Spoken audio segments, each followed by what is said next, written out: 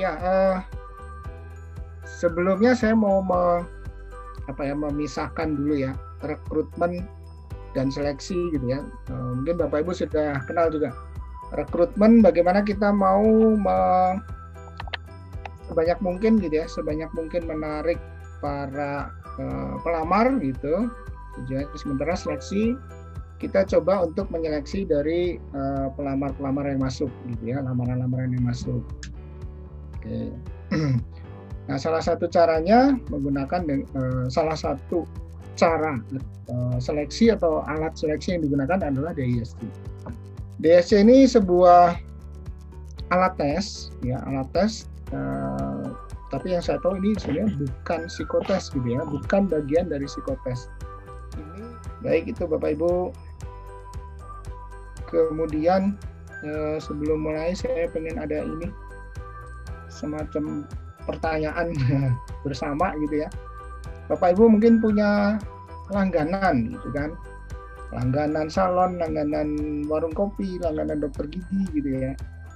Nah, pertanyaannya kenapa Bapak Ibu sering kembali ke orang yang sama gitu ya, ke dokter giginya yang itu, ke warung kopi ya baristanya yang itu gitu ya, apalagi ke salon juga, ke salon kenapa kita pengennya kembali ke orang yang sama gitu ya.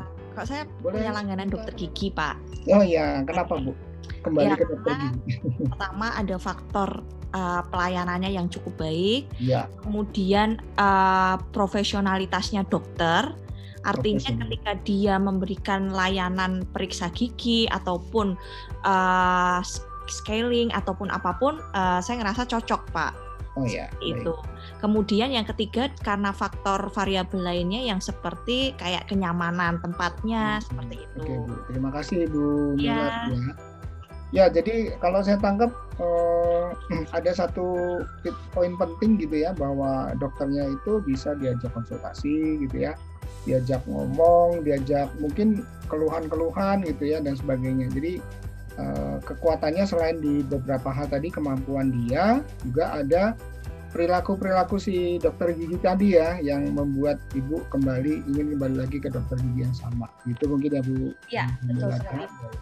Bapak Ibu, sebenarnya arah saya adalah ini, bahwa banyak orang yang juga ya tadi kopinya produknya ya, ngeraciknya pinter gitu ya, berarti dia punya, kalau boleh saya bilang, ada kompetensi, kemampuan gitu ya untuk secara teknikal gitu ya. Yang saya mau arahkan, yang mau saya sampaikan adalah bahwa kesuksesan seseorang gitu ya, bahkan sampai orang itu menjadi pelanggan gitu, salah satunya adalah kalau boleh dibilang adalah namanya kompetensi ya. Kompetensi ini ada 3 hal, ada skill, ada knowledge, ada perilaku gitu ya. Nah, perilaku inilah yang sebenarnya menjadi pembeda. Jadi DISC kan ini sebenarnya dominan, influence, steadiness, compliant ya. Kemudian tadi saya cerita orang-orang dengan kuadran dominan dan influence itu adalah orang-orang yang aktif. Orang-orang dengan kuadran compliant dan steadiness itu yang pasif. Apa kekuatan dan kelemahan dari dominans gitu ya? Kekuatannya dia ekstrovert gitu ya, jadi mau outgoing gitu. Kemudian tipenya mau bekerja ya. Kemudian dia optimis, ambisius, keras dan tegas ya, kekuatan inner drivernya tinggi ya. Kekuatan dan kelemahan untuk faktor I, ini pada dasarnya I adalah influence, kekuatannya di mana berkomunikasi ya, mempengaruhi orang itu dengan berkomunikasi. Begitu Bapak Ibu ciri-ciri dari masing-masing. Izin tanya Pak, minta tipsnya membentuk sebuah tim lebih baik ya, membentuk sebuah tim lebih baik. Ada orang dengan tipe DSC atau D dan I saja, atau seperti apa? Baik. Ibu Dana ya, membentuk sebuah tim yang baik itu sebenarnya sangat tergantung, balik lagi dengan lingkungannya tadi Bu.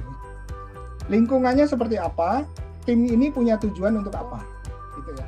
Yang bisa saya jelaskan mudah-mudahan cukup menjawab. Terima kasih sekali lagi, mohon maaf kalau banyak kekurangan, mudah-mudahan bermanfaat. Selamat sore. Wassalamualaikum warahmatullahi wabarakatuh. Terima kasih, selamat sore. Tetap sehat ya Bapak Ibu.